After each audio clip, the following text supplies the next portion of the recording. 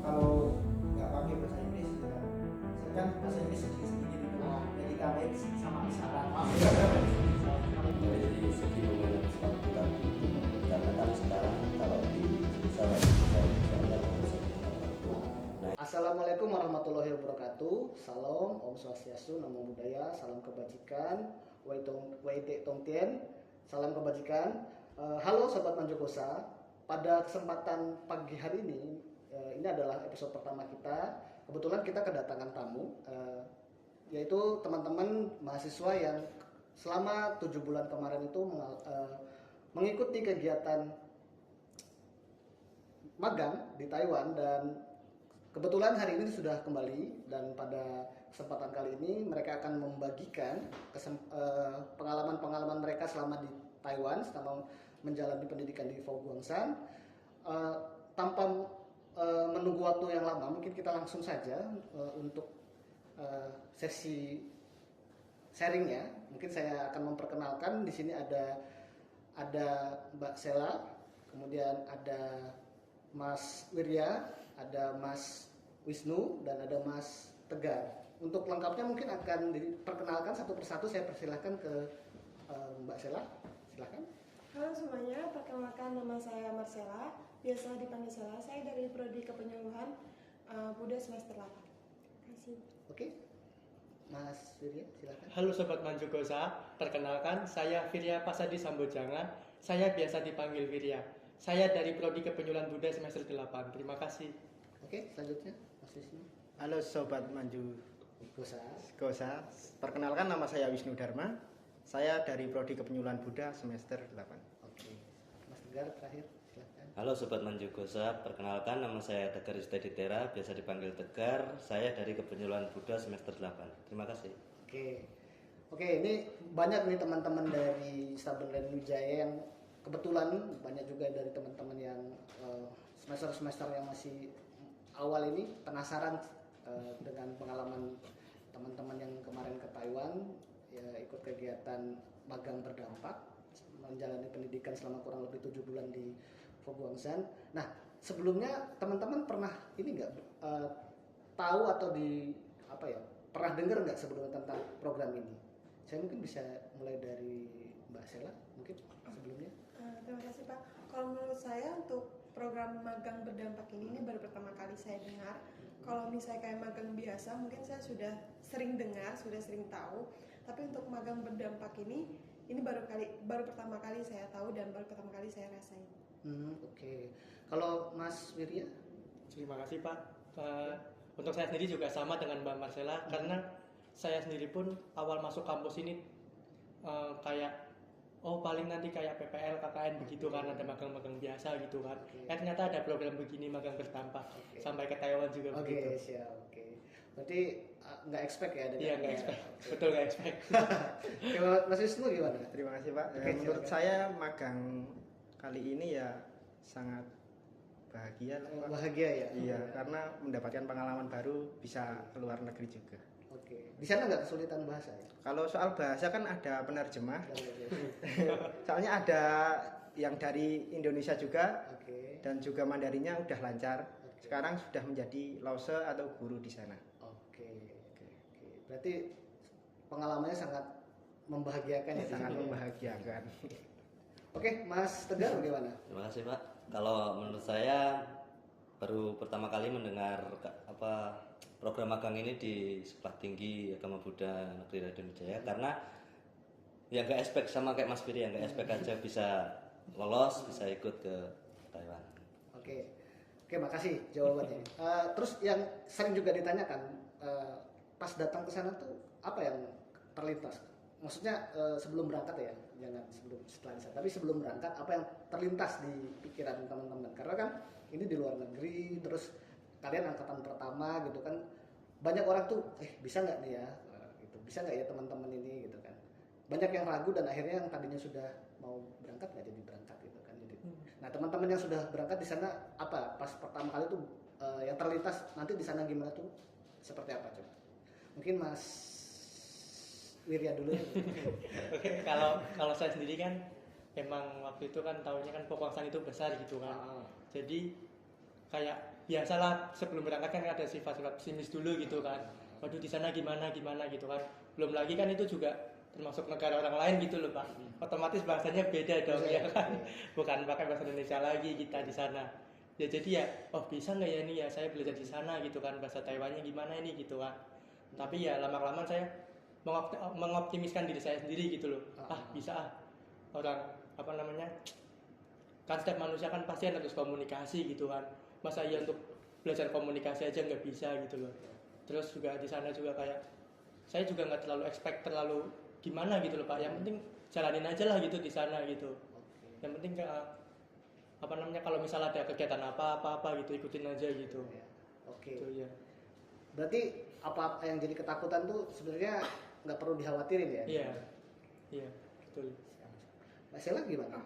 Kalau menurut saya dari awal saya nggak pernah berekspektasi karena saya tahu Fokwangsan organisasi besar dan bagaimana di dalamnya itu saya tahu.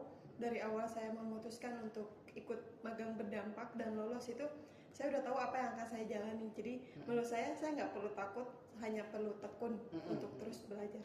Oke, berarti biasanya kan orang aku nggak pinter, aku nggak mungkin bisa ke sana nanti aku kayak orang bodoh gitu.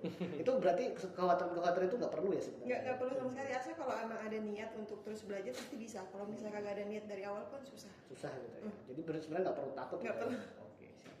Oke, Mas Tegar gimana? Makasih ya Mas. Kalau saya sendiri beda Pak. Kalau saya kan dulunya nggak ada minat dan nggak tahu juga itu apa Fokwangsan. Terus setelah mengikuti ada kan 5 hari camp di Magelang sana, mulai sedikit saya bisa tertarik dan ya untuk mengoptimiskan saya biar bisa fokus ikut program itu. Lalu kalau apa tadi? Ya, yang ada nggak apa yang ditakutkan di sana? Kalau yang ditakutkan itu mungkin dari segi bahasa komunikasi, karena kan dari Taiwan sendiri bahasanya bahasa Mandarin, sedangkan kalau dari saya sendiri bahasa Indonesia. Ya. Jadi Jawa dikit. ya jauh banget itu. Jadi ya susah menurut saya. Oke.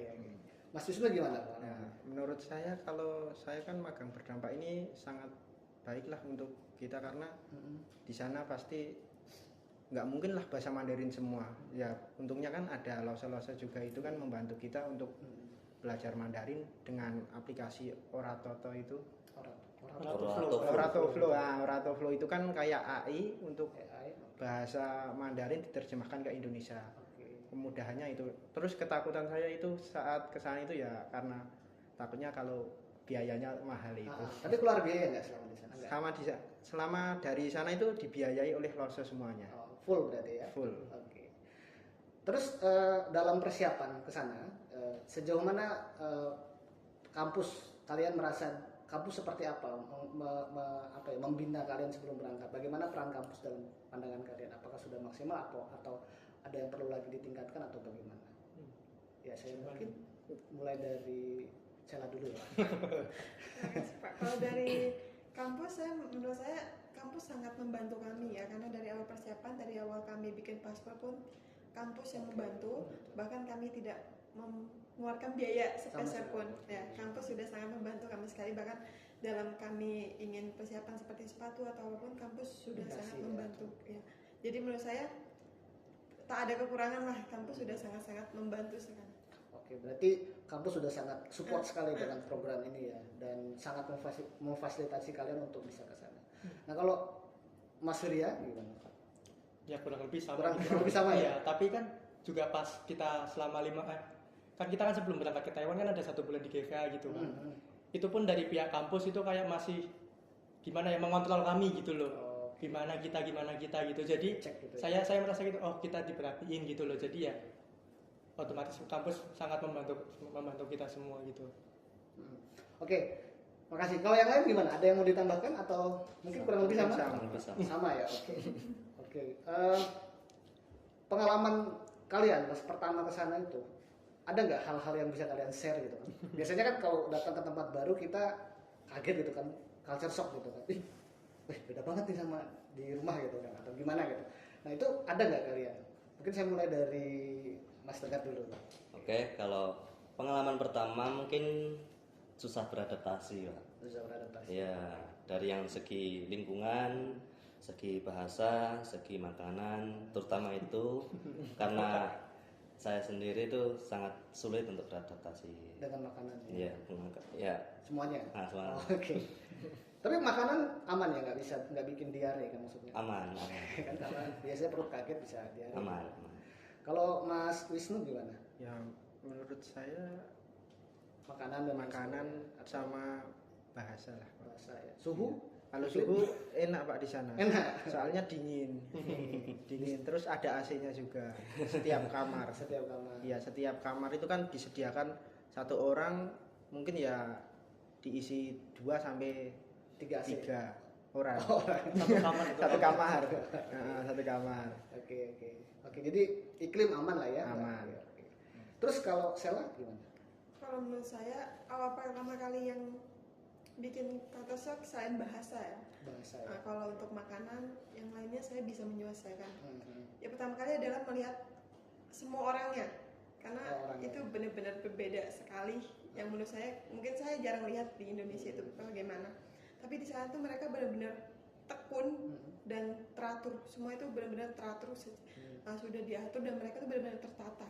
Jadi tidak asal melakukan sesuatu gitu. Mereka benar-benar menatanya dengan baik, seperti pertama itu harus melakukan ini, kedua ini itu mereka menata dengan baik. Jadi menurut saya itu yang bikin saya culture shock di sana adalah benar-benar orang itu rapi dan bersih gitu, terus teratur dan tekunnya itu yang paling baik di sana. Oke.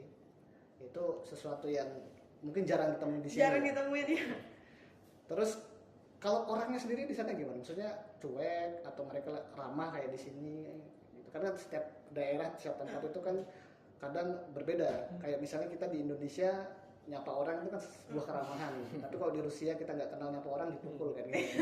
Nah di Taiwan gimana? Apakah seperti di Indonesia atau mungkin seperti apa gitu?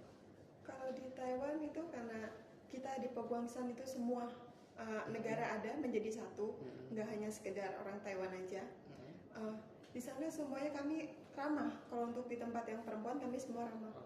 Karena perempuan dan laki-laki kan berbeda tempat. Berbeda tempat. Ya, jadi untuk yang perempuan itu semuanya ramah. Apalagi untuk kami yang orang Indonesia, kami datang belum bisa bahasa Mandarin dan di sana lebih full bahasa itu yang komunikasi sehari-hari dan Mandarin.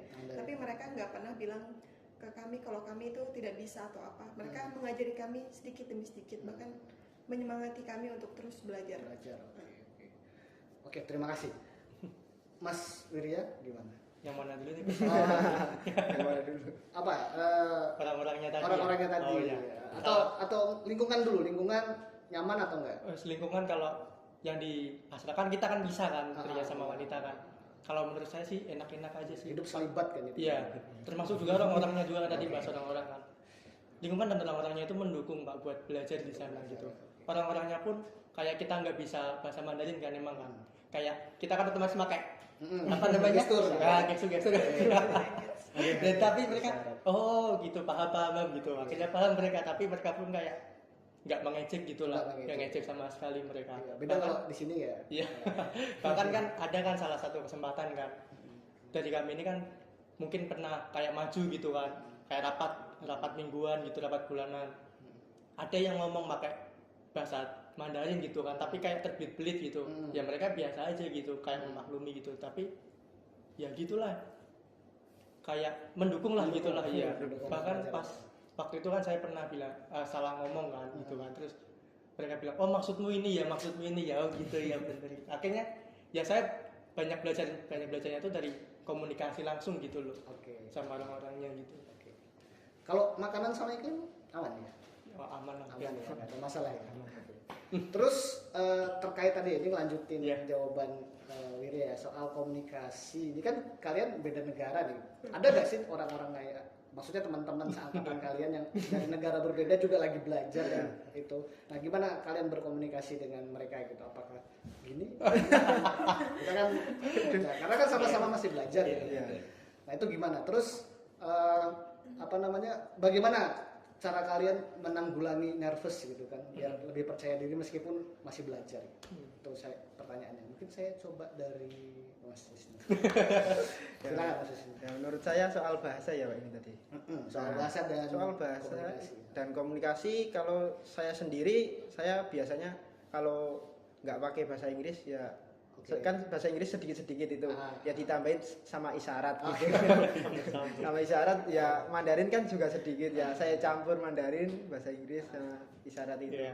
agar mempermudah. Kan di sana kan nggak cuma dari Indonesia saja ya, itu kan ada dari Paraguay, Paraguay. Oke. dari wah mana-mana lah, Filipina juga ada. Kan bahasanya saya nggak tahu, ya udah kebanyakan pakai Mandarin sama Inggris itu ya, dicampur sama isyarat. Oke. Tapi pernah nggak lagi ngobrol tiba-tiba kalian udah dianggap bisa, terus tiba-tiba ada yang ngajak ngobrol, tuh. Pernah nggak kayak gitu? Ya pernah. Oh, pernah ya. Nah, pernah gitu. Aku cuma jawabnya wo kaisin gitu. Ya artinya saya bahagia gitu. Gitu. Oke, menarik. Kalau Mas Wirya gimana? Ya gitulah apa namanya. Ya. Sama orang Paraguay, sama orang Filipina gitu, ada orang Malaysia, Tiongkok gitu kan. Ya kita pakai bahasa, kalau saya sendiri pakai bahasa Mandarin sama gestur gitulah gitu kan. Oke. Tapi juga lama-lama juga mereka kayak menumbuhkan minat belajar juga sama bahasa Indonesia gitu loh Pak. Mereka ini menurut saya tuh mereka selama 6 bulan belajar bahasa Indonesia itu banyak kemajuan. Oke. Mereka yang bukan dari Indonesia gitu. Artinya mereka yang belajar dari kalian Indonesia, ya? iya. Belajar dari kalian. Oke. Iya, mereka banyak belajar bahasa Indonesia Benar, gitu. benar. Bahkan orang Filipina pun pas pertama datang kan, dia udah bisa bahasa Indonesia dia Pak. Orang Filipina. Iya. Mungkin sering nonton sinetron kita nih. Atau mungkin kalian perlu sering nonton Dracin gitu kan. Memperlancar. Rajin. Oke, saya lanjut ke Mas Tegar. Oke, Pengalamannya terkait komunikasi dan kenervesan gitu dengan masyarakat sana atau dengan teman-teman di sana gimana? Oke Pak, kalau komunikasi kebetulan saya satu kamar sama orang Paraguay itu kan, saya nggak bisa bahasa Inggris sama Mandarin, dia juga nggak bisa bahasa Indonesia, jadi pakai isyarat lah satu kamar. Iya. Gitu berarti ya. Isyarat. Begitu. Oke, paham. Kalau mengatasi nervous mungkin saya diem aja. Diam ya? Diam. Menyadari kenervesan Iya. itu ya. Iya. Sangat mindfulness sekali. Kalau Mbak saya lupa. Mbak Sela bagaimana? Kalau saya karena di tempat cowok mereka lebih banyak orang Indonesianya dibanding orang luar, jadi makanya mereka terbalik lah. Iya. Kalau di tempat cewek ya memang ada beberapa teman yang sudah belajar bahasa Indonesia dari kami sedikit, tapi tetap yang utama di tempat cewek adalah Mandarin karena tempat cewek termasuk sangat disiplin. Kami benar-benar diajari Mandarin secara teori dan praktiknya langsung, karena apalagi di Foguangsa itu banyak kegiatan besar, bahkan selama kami 6 bulan di sana itu udah bisa dibilang bisa ada 10 kegiatan besar yang udah kami ikuti, dan kegiatan itu kayak ibaratnya orang tua melepas anaknya gitu aja. Jadi kami tuh dilepas terus hanya percaya dengan diri kami sendiri untuk komunikasi, karena acara besar di sana tuh bisa sampai 1000-an umat. Oke, berarti ada umat dari Ada umat, dan itu banyak banget. Jadi kami berkomunikasi dengan umat pun itu hanya mempercayakan diri sendiri bagaimana nanti ke depannya. Tapi ya ada nervousnya juga. Kadang nervous kayak merasa belum terlalu bisa untuk komunikasi. Tapi kadang saya percaya diri saya sendiri untuk terus belajar. Kalau nggak belajar, nggak coba, nggak akan bisa gitu. Mau salah nggak salah ya nggak masalah. Nanti dikoreksi pasti sama sananya. Yang penting dilakukan aja Iya. ya. Oke, makasih jawabannya Mbak Sela. Oke, mungkin pertanyaan selanjutnya. Ini juga yang menjadi ketakutan teman-teman di sini yang melihat dari jauh gitu kan. Kan kalian terkenal tuh kan di IG Stubborn kan. Yang mereka pertanyakan itu di sana dapat tugas tertentu nggak yang membuat kalian tuh wah gimana gitu, yang kalian kaget gitu. Oh kok ada tugas kayak gini? Ada nggak di sana selama di sana? Mungkin saya mulai dari Mas Wirya dulu. Yang paling penting ya, tugas paling utama itu kan ada Siangten sama Singtang itu kan. Singtang. Itu yang paling penting itu. Yang paling setiap minggu itu pasti ada itu. Tentunya pasti ada gitu kan. Ya pasti kita pasti belajar kan. Terus juga kita itu juga dapat tugas pas acara apa seji Seluruh itu halfway. tanggal 25 itu loh Natal. Sejen Perkumpulan para dewa gitulah. When Buddha meets the gods. When Buddha meets the gods. Oke, when Buddha. Ketika Buddha bertemu dengan para Oke, dewa oke. gitu kan. Kalau bahasa Inggris saya mati. Kalau bahasa Mandarin tolong saya di translate. Nah, pas itu kegiatan itu kan, kami itu disuruh membagikan makanan, membagikan makanan. Nah, pas acara itu kan semua rakyat Taiwan itu datang ke Buddha Museum. Nah, rakyat Taiwan itu masing-masing itu membawa kayak rupang dewa-dewa gitu kan. Itu diletakkan di atas Buddha Museum, dan nanti masyarakatnya itu kan otomatis makan kan, butuh konsumsi kan. Nah, itu mengambillah ke kami para murid-murid ini. Nah, kami ini kayak melayani, kayak mereka itu mau ambil apa gitu loh. Tapi itu juga termasuk kayak melatih komunikasi kita gitu loh. Di situ kita semuanya benar-benar campur aduk gitu bahasanya, kayak bahasa Mandarin, bahasa Taiwan itu semua bahasa yang campur gitu ya. Iya, saya Emang ada bahasa asli Taiwan gitu? ada, itu Hokkien. Oh, Hokkien. Hokkien. Terus juga pas Soilofawe itu kayak Ulambana. Nah, Soilofawe ini lama nih acaranya. Sampai dua sesi lah gitu. Nah, pas Soilofawe ini dibagi-bagi tugas nih kita. Ada yang sintang gitu kan. Ada yang denso ya, dapur ya. Ada yang dapur, terus ada yang siangten gitu kan. Nah, kebetulan saya ini dapat tugas yang siangten. Ini mereka berdua ini sintang ya kan. Nah, pas siangten ini saya kayak melayani umat lah gitu kan. Umat itu masuk ke bakti sala.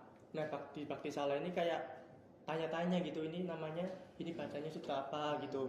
Terus di sini rupang apa gitu. Pokoknya ya komunikasi kita, bahasa Mandarin kita itu diuji di situ gitu Pak. Jadi ya begitu. Berarti sama ya, dapat tugas yang sama berarti. Iya, dapat tugasnya sama. Itu cukup berkesan ya, Pak. Sangat Cukup berkesan. Ada ini nggak selama menjalankan tugas itu dari teman-teman ini, ada nggak yang pengalamannya mungkin berbeda, memaknai itu berbeda gitu, ada nggak teman-teman? Menurut saya ada ya. Karena kami kalau untuk ini kan siantang khusus di bakti salah gitu. Karena Peguangsang punya beberapa bakti salah, bahkan ada bakti salah utama. Jadi bakti salahnya nggak cuma satu, banyak, dan itu banyak orang yang bertugas di setiap tempatnya. Kalau saya itu sintang itu bagian pelayanan makanan. Dan sintang ini juga kita punya di beberapa lantai. Di beberapa lantai yang ibaratnya kita beda tugas lah. Yang mereka di lantai 1, saya di lantai 6 khusus untuk melayani makan para donatur. Nah, kami yang sintang ini, karena yang datang saat acara itu sangat banyak, ribuan orang, bisa dibilang 4.000-an orang. Jadi kami melayani banyak umat lah ibaratnya. Dan kami yang sintang tidak cukup orang, jadi kami kadang dibantu sama para volunteer. Volunteer ini tuh umat-umat, ya, termasuk umat-umat Peguangsang juga yang datang. Dan di situ saya merasa benar-benar seperti kami melayani umat, tapi juga bersama umat. Oke, berarti menjadi bagian. Iya, gitu. menjadi bagian, dan itu benar-benar kami seperti dikasih tanggung jawab, tapi juga untuk bisa belajar bersama gitu. Oke. Bagaimana bisa saling membantu, tapi nggak hanya sekedar sesama siswa, tapi juga bersama dengan umat untuk melayani umat lainnya. Oke, menarik sekali ya ini pengalamannya. Terus dari kegiatan tersebut, kalian dapat skill apa nih selama di sana? Mungkin saya mau tanya dulu dari Sela ya, Mbak Sela ya, silakan. Skill utama yang pasti Chongwen lah. Mandarin. Bahasa Mandarin itu ya. utama. Karena untuk dunia kerja Mandarin untuk sekarang termasuk bahasa nomor 1 yang paling sulit. Dan saya bisa belajar saja itu sudah sangat bagus bagi saya. Dan yang kedua adalah memanajemen waktu. Karena di Peguangsang semuanya itu udah teratur. Semuanya tertata dengan rapi. Tidak ada yang namanya sembarangan asal tata gitu. Semuanya sudah benar-benar ditata. Jadi bagaimana cara memanajemen waktu, dan itu di sana tuh tepat waktu. Jadi kalau jam 5 ya jam 5. Tidak ada jam 5 lewat 10, tidak ada. Jam 5 udah diatur jam 5 ya jam 5. Berarti nggak bisa kayak di sini ya? Tidak bisa, ya tidak bisa namanya. Jam lebih. Ini ada telat. Nggak bisa, ini di jam 5 ya jam 5. Jam 5 gitu. Iya. Kalau misalnya telat gimana? kadang kita jarang ada namanya telat, kita jam 5 kita jam 5 Karena takut. karena sudah tertata gitu, kayak udah ada bel kita semua turun, tidak ada yang di kamar, pasti dipanggilin untuk keluar. Berarti lebih ke ini ya, selain bahasa juga ada keterampilan dalam memanage waktu, Ya, ada disiplinnya juga, karena di sana tuh dibilang kalau kalian terlambat, kalian sudah tidak hanya merugikan diri kalian sendiri, Oke. tapi juga merugikan orang lain, karena di sana kalian terlambat 1 menit yang menunggu kalian itu banyak, nggak cuma kamu gitu loh, nggak hanya kamu yang menunggu, tapi banyak orang yang menunggu kamu, jadi Oke. tak boleh terlambat. Nggak boleh. Oke. Nah. Nah, oke, menarik ya. Nah, kalau saya mungkin skip dulu ya, ini pertanyaan selanjutnya. Terkait dengan tadi skill. Nah, menurut kalian skill yang ini kan kalau saya lihat ya, itu lebih ke soft skill yang sangat soft gitu ya, sangat mikro lah ya. Nah, kira-kira itu bisa nggak diaplikasikan di dalam dunia kerja gitu? Menurut kalian ya, saya mungkin mulai dari yang paling kalem ya, Mas. Kalau untuk yang diaplikasikan ke dalam dunia kerja, Oke. mungkin bisa Pak, dari segi memanage waktu tadi itu. Karena kan sekarang kalau semisal di perusahaan-perusahaan kan harus ada tepat waktu. Nah itu mungkin bisa buat bekal dari sekarang buat kedepannya. Biar nggak kaget gitu ya. Iya, biar nggak kaget. Oke, siap. Kalau Mas Wisnu gimana? Ya menurut saya waktu itu adalah uang Pak. Karena kalau waktu disia-siakan ya Nggak dapat uang gitu. akhirnya hangus. Oh, iya, hangus. Ya seperti kan saya di sana kalau telat sedikit aja langsung kuesang. Kuesang Question itu apa? Kuesang itu kayak bersujud di depan Buddha Bukan, atau berlutut. Nah, berlutut. berlutut itu. Selama berapa jam itu? Ya 30. 30 menit. Kalau udah kelewatan ya bisa 5 jam. Bisa 5 jam kalau udah Bisa, kelewatan banget. iya. Ya. Soalnya telat itu nggak ikut sembayang sama Oke.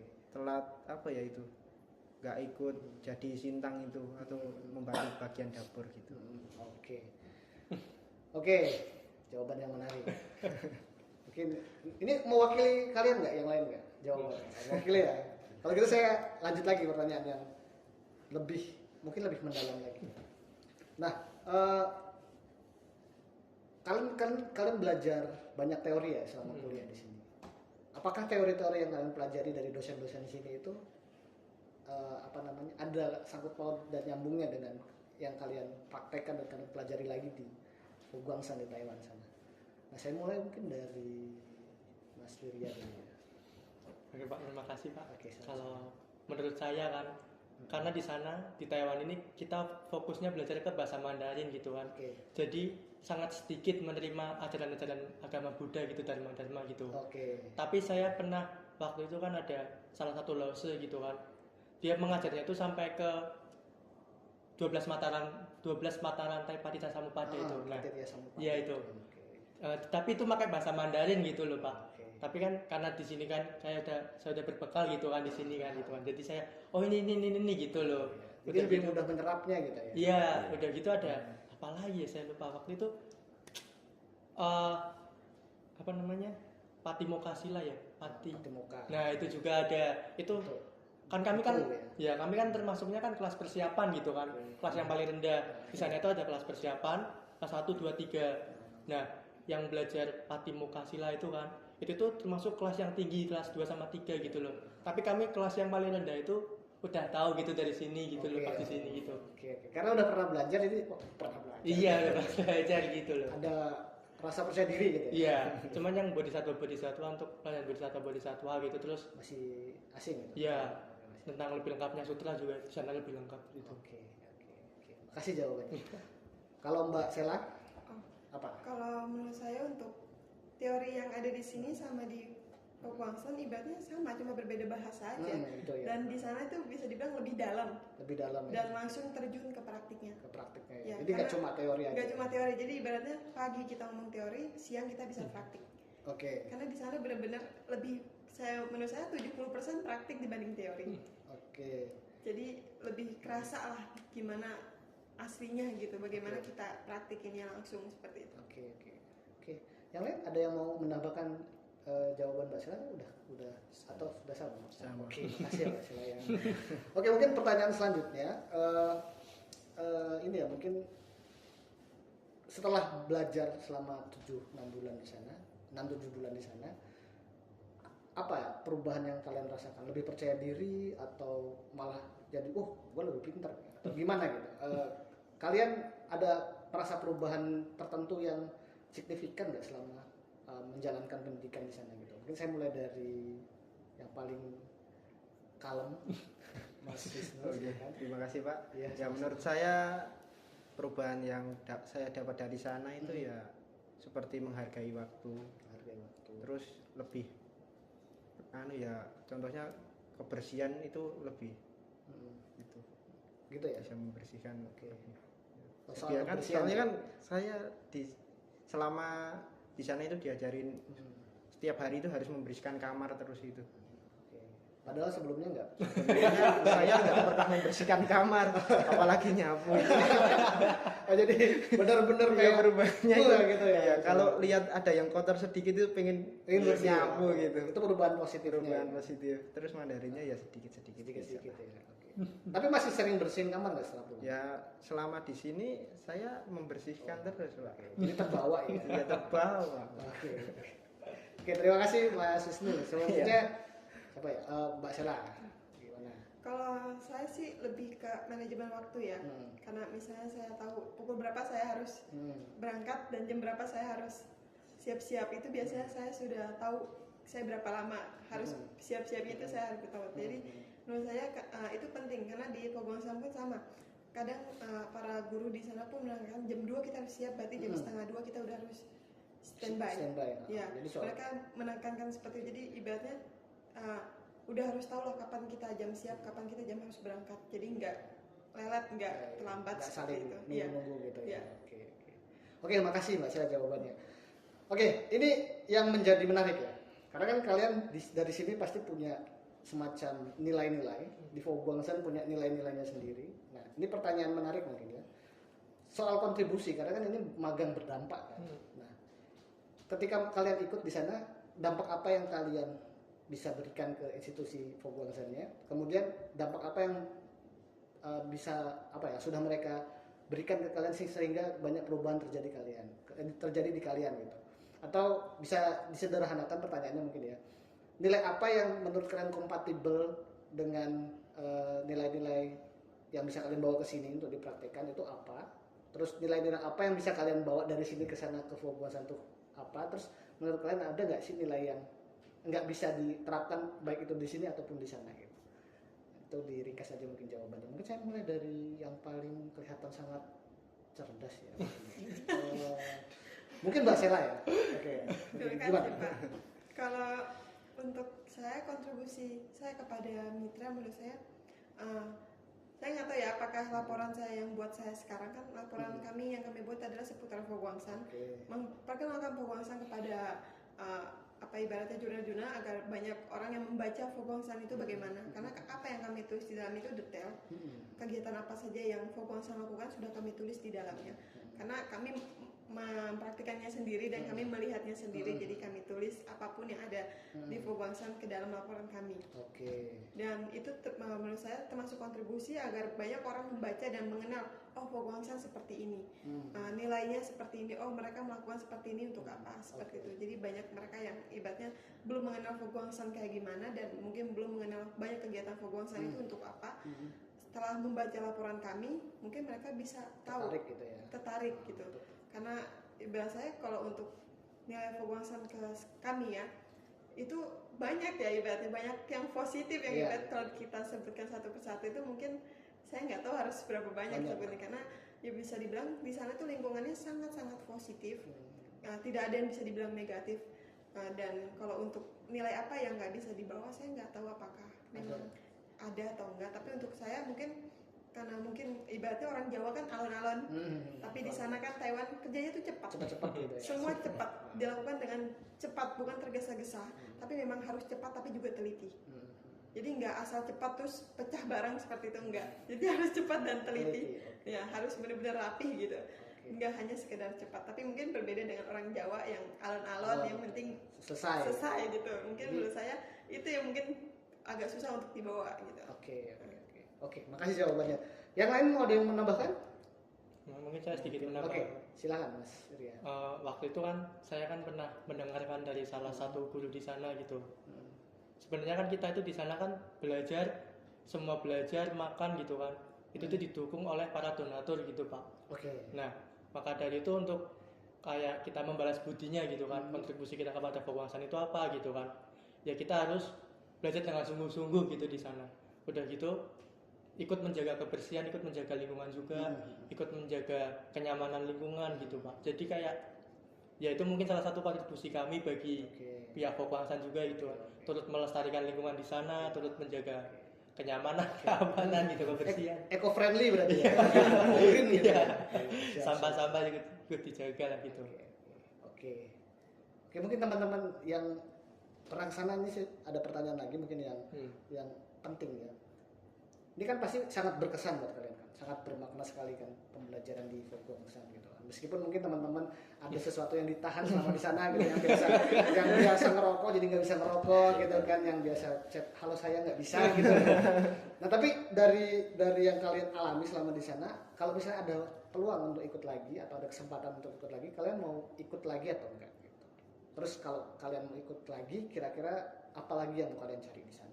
Mungkin saya mulai dari Mas Tegar dulu ya, silakan. Kalau untuk peluang untuk ikut ke sana, misal ada peluang lagi itu kan mungkin masih pikir-pikir dulu gitu.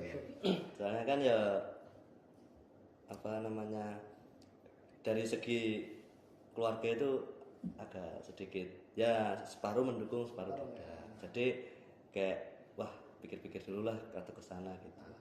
Mungkin itu. Oke, tapi tetap ada rasa apa ya, menikmati ketika di sana dan mendapatkan pembelajaran yang berharga ya. Pasti ada. Oke, selanjutnya Mas Wisnu. Ya, silakan Mas.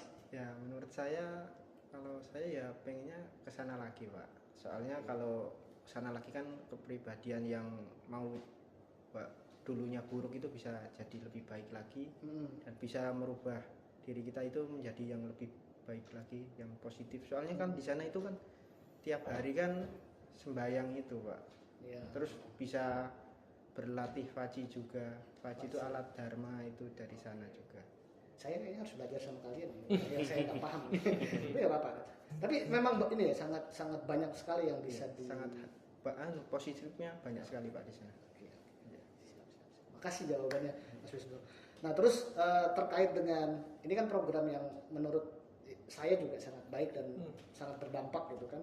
Nah menurut kalian itu kira-kira apa yang bisa kita kontribusikan dalam artian untuk mengajak lebih banyak mahasiswa kita untuk ikut ke sana dan mengikuti program pendidikan di sana.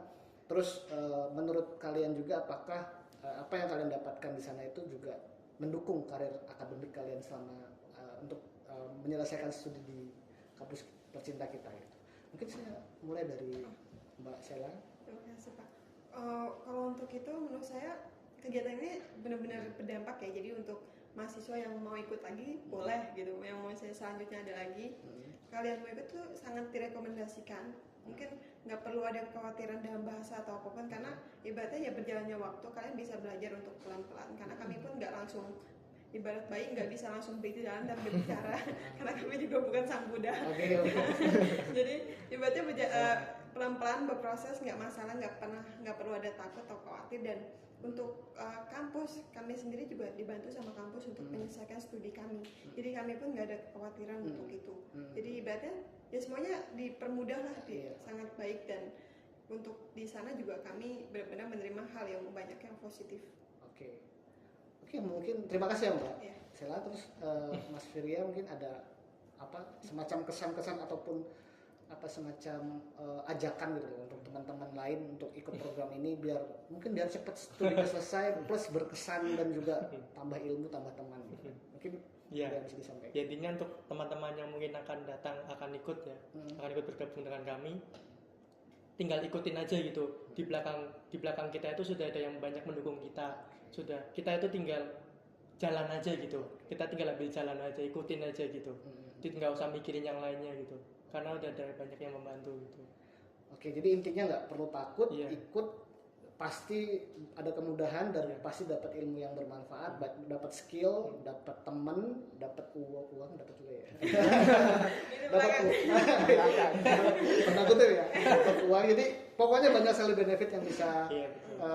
didapatkan dari kegiatan ini. Mungkin saya mungkin akan sedikit menyimpulkan. Jadi dari apa yang sudah di-share oleh teman-teman di yang ikut di Foguangsan ini, pendidikan di sana, karena ini kan nggak datang semua ya, saya mungkin mewakili dari teman-teman yang ikut kegiatan di Foguangsan, ikut kegiatan magang berdampak selama 6 bulan. Jadi bisa disimpulkan bahwa kegiatan ini sangat bermanfaat, sangat berguna bagi perkembangan akademis maupun karir mahasiswa di Staben Raden Wijaya, khususnya nanti demi menghadapi tantangan pekerjaan ataupun tantangan dunia yang lebih besar lagi. Jadi buat teman-teman, buat mahasiswa yang lain yang ingin bergabung dan ikut dalam pendidikan di Foguangsan, nanti bisa tanya-tanya ke teman-teman ini, para senior-senior ini angkatan pertama, nanti bisa tanya di belakang layar. Jadi intinya jangan pernah takut dan terus berprogres dan mencapai kehidupan yang lebih baik dengan terus belajar. Mungkin sekian dari kami. Ini saya wakili teman-teman yang diundang untuk jadi narasumber di sini. Saya cukupkan. Wassalamualaikum warahmatullahi wabarakatuh. Salam, Om Santi Om, Namo Buddhaya, salam kebajikan. Dadah. Udah. Dadah.